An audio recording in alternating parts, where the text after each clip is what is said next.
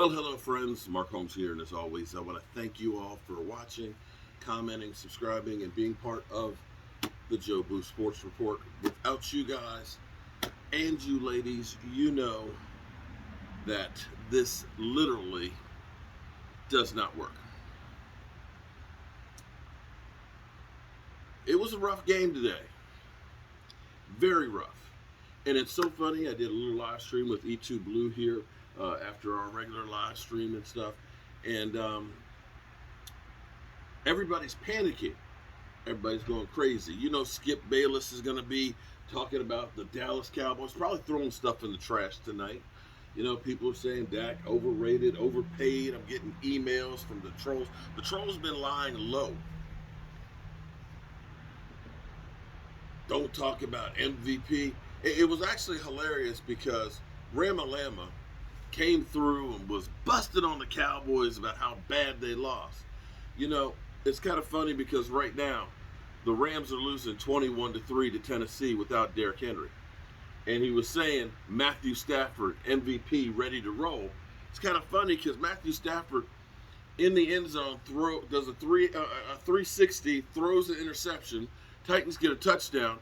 The very next play that he plays, he throws a pick six. The funny thing is, have you noticed the pattern this year? Every time they anoint somebody as being the guy in the team, you remember Josh Allen, they were saying, Josh Allen, MVP candidate, right? And then all of a sudden, Buffalo started losing. Then it was Justin Herbert looking great. All of a sudden, Justin Herbert comes back down to earth, right? And they started losing some. It seems like every time a team has been anointed, you know, the Cardinals, you know, Kyler Murray didn't play this week. Now, they did get the win. They did get the win big time without Kyler Murray, but Kyler Murray kind of stepped back. That every time somebody has been deemed or a team has been the team, they're losing. And the Cowboys this past week, oh man, the Cowboys, they got the cake schedule, Dak Prescott and everything else, MVP kid, and it hit them. And before you keep going crazy about what's happening to the Cowboys, here's the thing. When we woke up this morning having an extra half an hour sleep, we had a 3.5 game lead in our division. As we go to bed tonight, guess what? We got a 3.5 game lead in our division. We didn't lose crap. At least the loss was to an AFC team. And understand, we just came off of winning 6 games in a row. Am I happy about us losing in the fashion we did? No. But tonight, maybe it was the change in the hours or whatever, that extra hour of sleep, but some strange ass shit happened. As bad as it was for the Dallas Cowboys to lose to the Denver Broncos and Teddy Bridgewater, because he's a winner, at least the Broncos have 5 wins. If you're Buffalo right now, having lost to the Jags, having Josh Allen in that offense, threw 2 interceptions and 6 points, I'm feeling a little bit bad right there. I'm feeling worse if I'm Buffalo than I am the Dallas Cowboys. If you're Green Bay, losing that game because Aaron Rodgers wasn't there, didn't lose any ground to them. The Rams right now are down 21-3, getting ready to go into the half. Might not lose any ground to them. Tampa Bay, of course, is off on the bye week. So it actually isn't that bad of a week. And there's strange things because, you know, New Orleans seemed to be getting on a roll. New Orleans gets upset by Atlanta. It's another one of those strange ones. Of course, we got upset by by Denver. But you can look out throughout the NFL. This was upset Sunday. This shit just don't make any sense. Maybe the stars were aligning differently and this was just the underdog weekend. I don't know, but this shit was strange. But I'm going to say, listen, relax. The Cowboys have won as many games straight in a row right now as they did all of last year. Everything that we want is right there in front of us. And I dare say that this loss, in the end, may be a good one. I never expected the Cowboys to go 17-0 or 16-0. I said 12-5. And I told you guys a few weeks ago, as we get through here, complacency would be the death of the team. That you start doing so well that and you forget about what those losses felt like, you easily get complacent. This is a humiliating loss that will bring back the hunger and make you refocus on what is important, and that is winning. Point blank. The worst thing that can happen is you just coast right on through, and then you get to the playoffs and you get punched in the mouth. Well, guess what? Today the Cowboys got punched in the mouth, and it didn't feel good. And they're going to have to learn how to get this shit together. Now, when I say all of this, the Cowboys got a little too cute because they kind of messed up with the offensive line. Last week, you couldn't have been happy with Ty Nsekhe. But everything else that you had on the offensive line was working good with Terrence Steele on the right side. Problem was, they say, okay, we got Lyle Collins. We're just going to plug him back to the spot. He'll be back to normal. Well, Lyle Collins was rusty over there. Lyle Collins wasn't as good as what Terrence Steele had been playing on that right side. And by taking Terrence Steele and saying, we're just going to plug you in on the other side, everything's reversed. Okay? On the right side, the guy rushes here. So that means I'm stepping with this foot all the time. My body is used to fighting pressure over here. Now, forgive me, I'm old. I'm on the left side. So now my first step is with the opposite foot. Now I've got to fight pressure over here. And just try that exercise.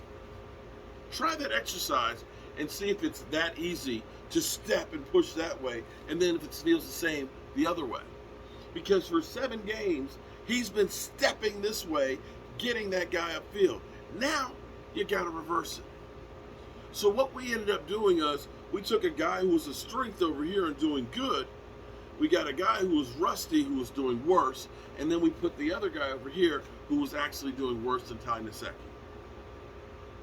So we had basically 2 bad tackles right there.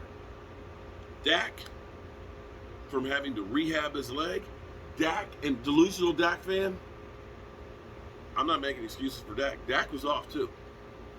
Dak was off. Dak overthrew players. Not going to lie and say that he didn't. He did. Your receivers, CeeDee Lamb and Amari Cooper, both coming back from injury, both did not have it. They had too many times that the ball was there, that the Denver Broncos were able to push the ball out, or they just dropped it.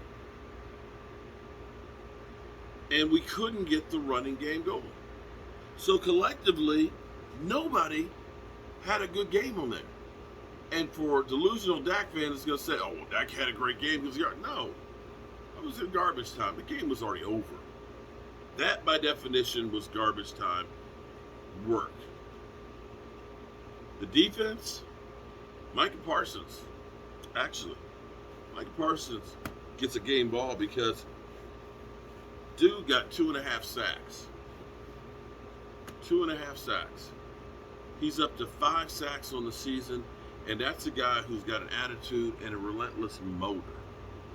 And Osa is another guy who was out there busting his ass. And,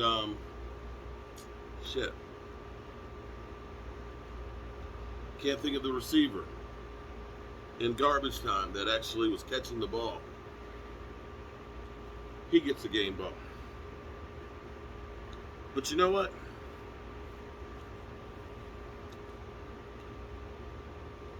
I'm going to actually give the Cowboys, all of them, a game ball. I'm going to give from Dak Prescott to Diggs Every single one of them a game ball. And you know why? It's not because they played good, because they didn't. Because my wife, my beautiful, wonderful wife, who is a strong black woman that will keep a foot in my ass to help keep me on the straight and narrow. My wife always says, own your shit. If you mess up, just own up to it. Be a man. Don't cover it up, because that's worse than just owning what you did and fixing what you did. And what you saw tonight from every single one of them is owning their shit and responsibility for what they did wrong. Last year when we had defeats like this, and not to throw somebody under the bus, Xavier Woods, but to say, nobody gives 100% every play. What the fuck are you talking about? You just got your ass handed. You're the worst defense in football. And you're saying nobody gives 100%? Well, maybe that's one of the reasons why shit wasn't working. Or hearing Jalen Smith, it's too complex. No, it's not working because it's too hard. I didn't hear none of that shit. Or look at the film. I didn't do anything wrong. Those who know I'm doing my job. I didn't hear excuses from anyone. They're owning their shit. Dak knows I was off tonight. I got to do better. Amari Cooper, CD, I got to come down with the damn ball. I don't care if it's contested or not. I got to come down with the ball. Terrence Steele, switch it from one side to the other. I'm going to do what I need to do to be the best offensive lineman I can be. I'm not making excuses. I got to do better. Diggs, I got beat. I've got to do better.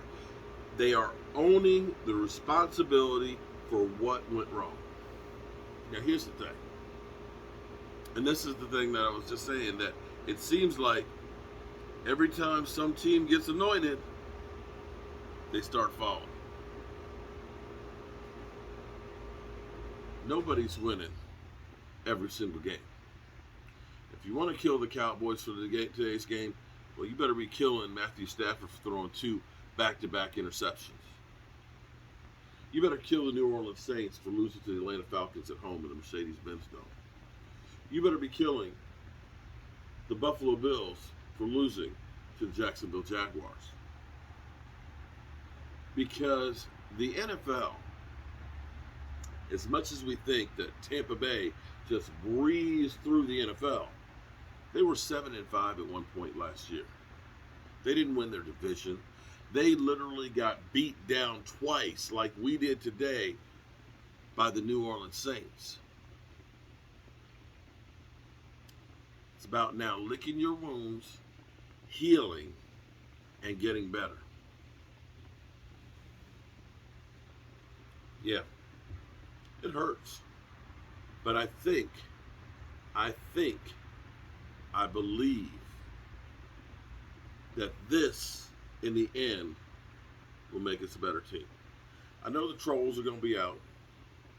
I know they're going to be out and saying, you're just making excuses. I don't know what excuses I made. I said we played like shit. I don't know how I can put it any more plain than that. We played like crap. From coaching with all of these fourth down tries that we are constantly doing.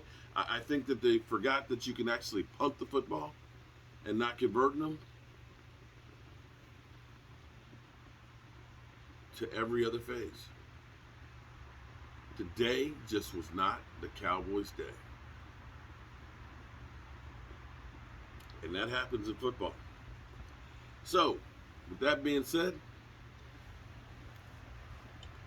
I'm going to turn out the lights, and I'm going to go ahead and get me to sleep tonight. Maybe a little earlier, because last night we were up till about 3 o'clock in the morning playing spades with friends. And even though I gained that extra hour, I was still up early cooking for the game day experience. Tomorrow's a new day and the sun will rise. Hopefully, I'll be here to rise with it. If not, even though the Cowboys lost, I still enjoyed the day. Peace out, and I'll hopefully see you tomorrow.